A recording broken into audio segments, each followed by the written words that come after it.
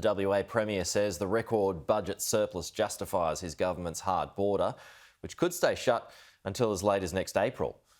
Mark McGowan, who is also Treasurer, says Australia should be thanking WA for driving the economy.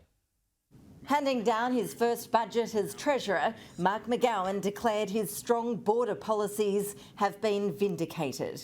WA's economy is not just the strongest in the nation, it's one of the strongest in the world. The budget surplus at $5.6 billion is the state's biggest ever, underpinned by an $11.3 billion windfall from iron ore royalties. That's expected to be a one-off, with the budget papers forecasting the average iron ore price will be slashed by almost half to US $66 a tonne from mid-next year. Extra GST funds flowing from a deal struck with Scott Morrison back in 2018 also boosted the budget position, a factor likely to prompt pushback from premiers elsewhere.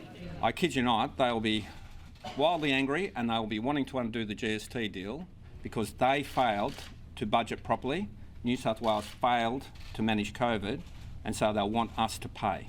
And so we have to fight that. Mark McGowan contending the country should instead be thanking WA for its pandemic management. Our efforts, the people of Western Australia, are supporting all of them.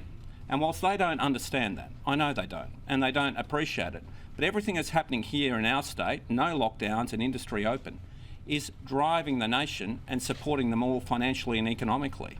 Although WA has suffered very few COVID cases throughout the pandemic, its hospital system is under increasing pressure, with a chronic lack of hospital beds and staff. Among the budget's big-ticket spending items, the Premier announced a $1.9 billion boost for emergency departments and the hiring of more doctors and nurses.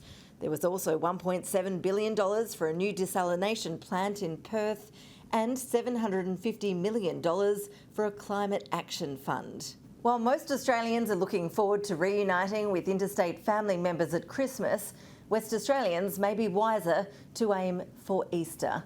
While the budget papers don't specify a date for reopening, the Premier has suggested lifting the hard border with New South Wales and Victoria could be up to 7 months away, making it clear he wants to get to the 80 to 90% threshold before opening up. I think he's underselling Western Australians. What I mean by that is I think they'll get vaccinated sooner than that. I mean, he's making assumptions that WA won't be able to get vaccinated into sometime in January.